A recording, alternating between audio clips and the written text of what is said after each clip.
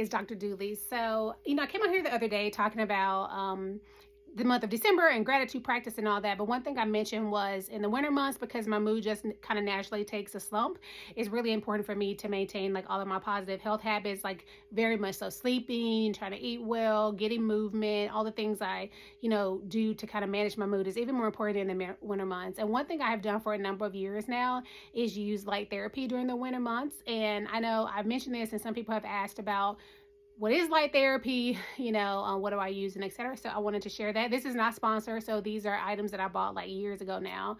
Actually, when I was in residency, when I moved to Indiana for my residency, so that would have been in 2006, that was the first time I had ever lived in a place what I would say is like a real winter that really went on for an extended period of time.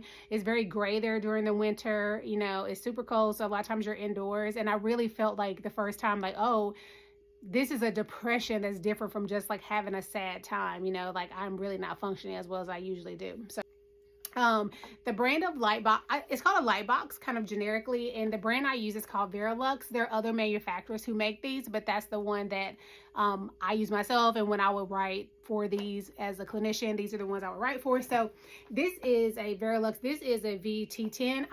You can kind of tell it's kind of thick. The ones they have now are kind of more sleek and thinner, so I don't think that this is available anymore.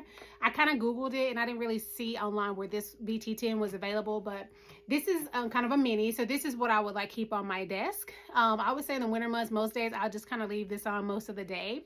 In general, you want the light therapy to be 10,000 lux, L-U-X. So if you go to the website, it talks a little bit more about the spectrum of light and all that. But essentially, you want your light box to be 10,000 lux if you're going to, be doing treatment with it.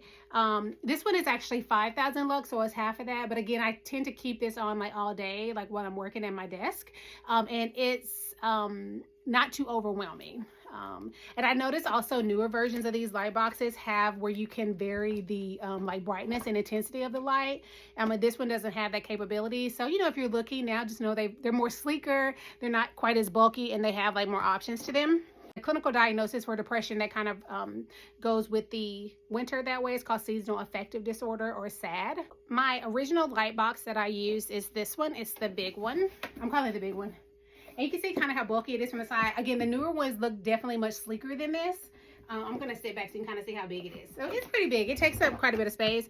But that's the one I would use for an hour a day. And that one is 10,000 lux. So that is really the therapeutic dose. They're using lights of any kind, you do want to be for sure you still talk to your doctor to be sure it's okay, particularly if you have any type of maybe epilepsy or seizure disorder, anything that could maybe be sensitive to kind of looking at bright light for extended periods of time, so definitely check with your doctor to be sure there's no like contraindication or reason that you shouldn't use light therapy. But for most people it's relatively safe and they tolerate it well. And also to add that when I looked at the current prices for these, it looks like I saw it varying between like $39.99 up to about $59.99. They have some different other options like a desk lamp and some things like that are a little bit more expensive, but it's pretty affordable.